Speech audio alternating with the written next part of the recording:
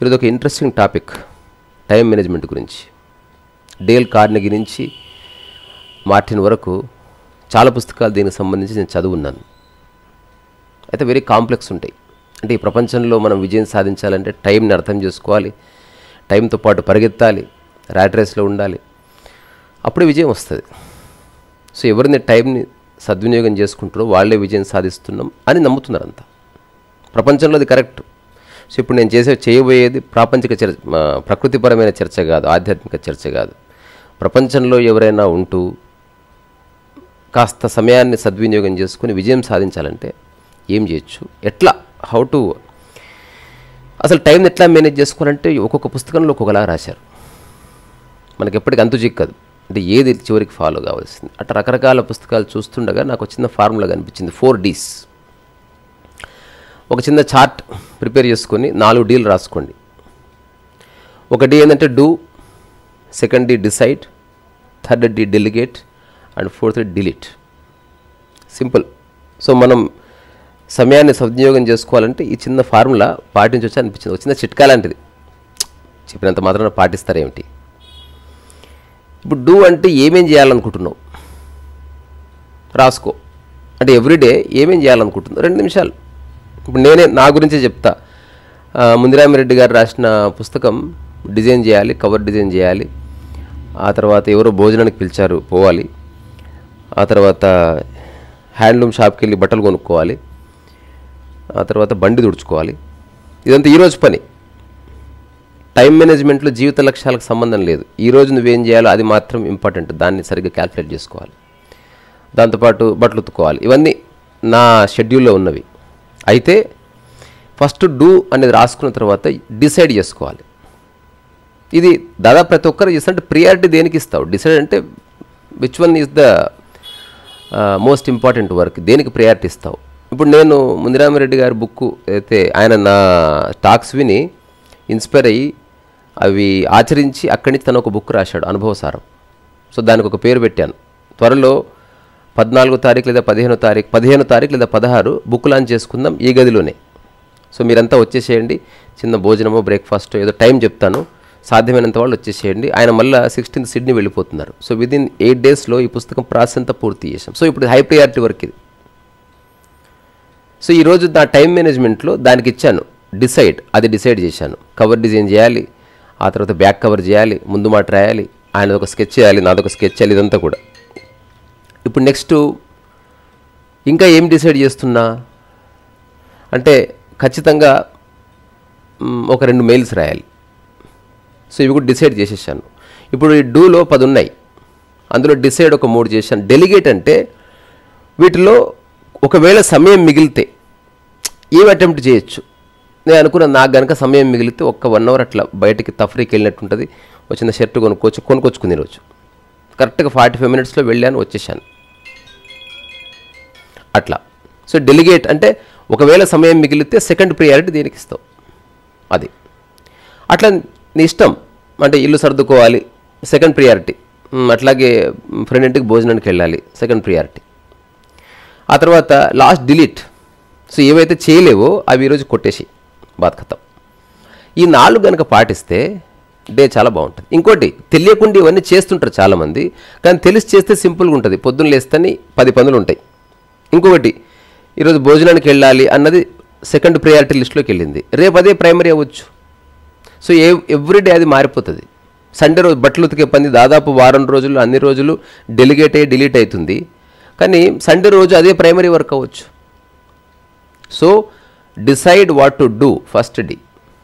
Then ఏదైతే do అని రాసుకున్నావో వాటిని డిసైడ్ చేయి, లేదా first categorize what to do, then decide what to do, then delegate what to do, then delete what you cannot do.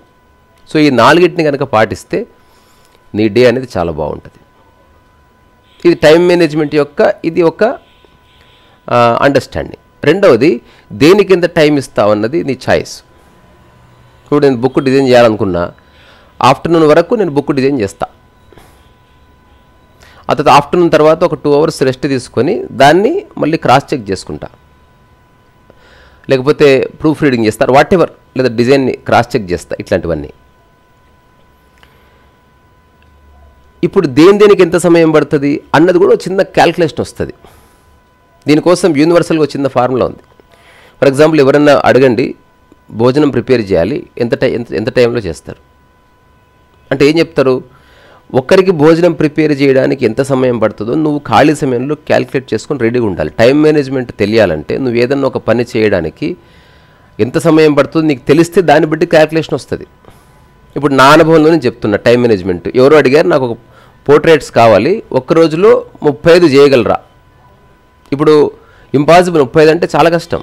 కానీ నేను ఖాళీగా ఉన్నప్పుడు ఏం చేశాను, అత్యంత వేగంగా వాటర్ కలర్ మీడియంలో ఒక పోర్ట్రేట్ వేయడానికి నేను తీసుకునే సమయం ఎంత అని క్యాల్కులేట్ చేస్తే నాకు తెలిసింది మ్యాక్సిమం ఒక 20 minutesలో చేయగలను, 15 minutesలో సబ్జెక్ట్ని బట్టి. కొన్ని 7 నిమిషాల్లో పూర్తయితాయి, కొన్ని 25 నిమిషాల్లో పూర్తయితాయి. బట్ ఓవరాల్గా గంటకి ఒక 3 దాకా చేయొచ్చు if I do it continuously. ఇప్పుడు రేర్ రిక్వైర్మెంట్ వచ్చింది, అది ఎప్పుడు వచ్చేది కాదు. వాళ్ళందరూ 24 hours చేయాలి. డేటా డాక్యుమెంట్ అంతా రెడీగా ఉన్నాయి, ఫొటోస్ ఉన్నాయి. Could you do that? ఇప్పుడు నేను జస్ట్ ఒక 5 నిమిషాలు టైం అండి sir, let me calculate my time based on my talent and potential. ఇది చాలా ఇంపార్టెంట్, అదర్వైజ్ నువ్వు చేయలేవు. సో టైం మేనేజ్మెంట్ చేయాలంటే నీ పొటెన్షియల్ తెలిస్తేనే నువ్వు మేనేజ్ చేసుకోగలవు. లేకపోతే మస్తు మీద ఎవరెస్ట్ 6 గంటలు ఎక్కుతా, ఆ తర్వాత ఆ పుస్తకం 3 రోజులు రాస్తే నువ్వు అడ్డగోలుగా రాసుకోవచ్చు, అట్లా జరగదు అది. సో నీ పొటెన్షియల్ తెలిస్తేనే you can manage your time. Do, decide, delegate and delete అనేది ఎవడన్నా చేసుకోవచ్చు, అది ఇన్ జనరల్గా. కానీ ప్రొఫెషనల్గా చేయాలంటే మాత్రం you have to know your potential. ఇప్పుడు ఆ 35 పోర్ట్రేట్స్ ఎగ్జాంపుల్ 3 hours, గంటకి 3 అంటే 3 hours ఒక 9, అట్లా 35 చేయాలనుకో. అంటే నేను 8 hours చేస్తే 8 3 24, 10 hours చేస్తే 30, కంటిన్యూస్ చేస్తే 15 hours చేస్తే 15 3 45, అంటే 15 గంటలు ఇవ్వగలిగితే నేను ఆ వర్క్ని డెలివరీ చేయగలను. ఇప్పుడు ఇంకొక టైం మేనేజ్మెంట్ సూత్రం, ఎప్పుడన్నా కంటిన్యూస్గా ఎన్ని గంటలు పని చేయవో చెక్ చేసుకోవాలి ప్రతి ఒక్కరు. ఇప్పుడు నేను కంటిన్యూస్గా ఒక 20 hours పనిచేసిన సందర్భాలు ఉన్నాయి, ఊరికి చెక్ చేసుకోవడానికి. అంటే 20 hours చదవడం కంటిన్యూస్లీ. ఇప్పుడు నేను ఒక బుక్ ఆత్మదర్శనం అనుకున్నప్పుడు ఏదో ఒకరోజు ఐ రోట్ ఫర్ 15 hours, ఇంకా రాయడం తప్ప వేరే ఆలోచన లేదు. నేను కంటిన్యూస్గా అవర్స్ అండ్ అవర్స్ పెయింటింగ్ చేసిన రోజులు ఉన్నాయి. అంటే ఊరికి చెక్ చేసుకోవడానికి, అంటే మనము ఎంత మేరకు కూర్చోగలం, ఎంత చేస్తుంది మన శరీరం. ఇప్పుడు దీన్ని ఆధారం చేసుకొని 15 గంటలు నేను కంటిన్యూస్ చేస్తే 35 పోర్ట్రేట్స్ డెలివరీ చేయొచ్చు. ఇట్లా ఒక క్యాల్కులేషన్ వచ్చింది. ఇప్పుడు మా ఇంట్లో మా అమ్మ ఉంది, ఎవరు కోఆపరేషన్ కావాలి. సో ఇప్పుడు నేను ఇక్కడ కూర్చొని వర్క్ చేస్తాను, నాకు ఫుడ్ గిడ్డు కూరగాయలు, నేను ఏమి బయటికి పోను, నీకు ఏ సహాయం చేయలేను, నువ్వు కనుక ఓకే అంటే. ఎందుకంటే మనం చేస్తాన్న చేయనిచ్చే వాళ్ళు ఉండాలి, ఆ వాతావరణం ఉండాలి. నేను షీ సైడ్ ఓకే. ఆ తర్వాత వితిన్ 5 minutesలో చెప్పేశాను, ఒక ½ an hourలో మీరు నాకు పంపగలిగితే రేపు ఎగ్జాక్ట్లీ ఈ సమయానికి ఇంకొక 1 hour ఎక్స్ట్రా వేసుకోండి, నేను మీకు పంపగలను. కానీ మీరు మాటిగా నాకు ఫోన్లు చేయకూడదు, ఇవన్నీ పెట్టాను. ఎందుకంటే టైం ఎక్కడ కిల్ అవ్వకూడదు. సో ఆ రోజు నేను వాళ్ళు నాకు మెయిల్ వచ్చే లోపు ఏ పాటలు వినాలి, సిస్టంలో ఏ సినిమా రన్ అవ్వాలి, ఇట్లా ఏదో ఒక అరేంజ్మెంట్ చేసుకొని కూర్చున్నాను. ఆ రోజు మార్నింగ్ 10కి కూర్చుంటే ఆల్మోస్ట్ నైట్ కల్లా పని పూర్తయింది. అనుకునే దానికంటే తొందరగానే, ఎందుకంటే నువ్వు ఎక్కువ చేసినప్పుడు ఒక క్లారిటీ ఆఫ్ థాట్ వస్తుంది, ఒక పర్ఫెక్షన్ వస్తుంది. అది ఓన్లీ మనం పని ఇష్టపడ్డప్పుడే. మెకానికల్ చేసే వాళ్ళ సంగతి నాకు తెలియదు.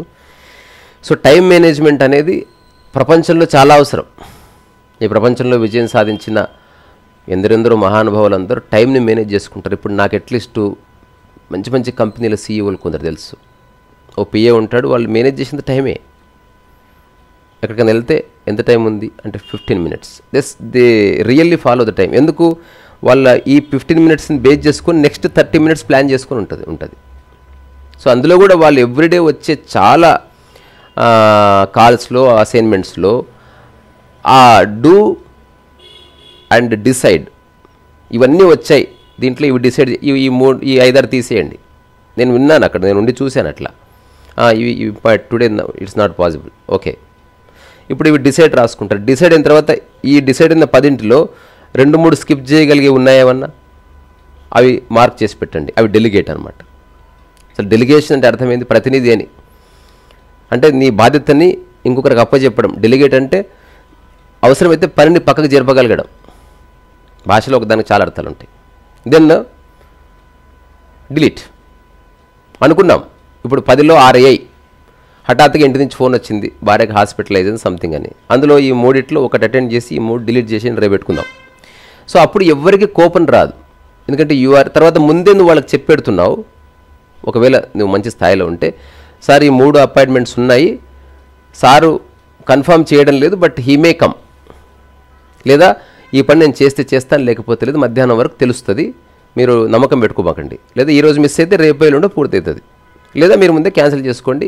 ఇది టైం మేనేజ్మెంట్ చేసినప్పుడు ఇవన్నీ లెక్కలోకి వస్తాయి. సో ఇందులో ముఖ్యమైన 2 పాయింట్స్ చెప్పి ముగిస్తా. ఎవరికైనా, గృహిణి అయినా, మామూలు వర్కర్ అయినా, ఒక పెయింటర్ అయినా, ఎవరైనా టైం మేనేజ్మెంట్ చేసుకోవచ్చు. ప్రపంచంలో ఇట్ ఈస్ వెరీ యూస్ఫుల్. దానివల్ల చాలామంది సమయం మిగులుతుంది, మాటలు తగ్గుతాయి, గొడవలు తగ్గుతాయి, ఒక ఆర్డర్లీనెస్ వస్తుంది, ఒక ఆర్టికులేషన్ వస్తుంది. అందులో do, decide, delegate and delete.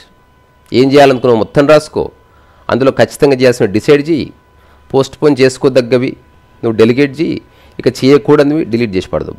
ఇది ఎవ్రీడే 5 నిమిషాలు అయిపోతుంది. నేను తెలియకుండా ఇవన్నీ చేస్తా. ఇప్పుడు కుదరదంట, ఈరోజు ఖచ్చితంగా చేయాలంట, అది తెలుస్తుంది ప్రతి ఒక్కరికి.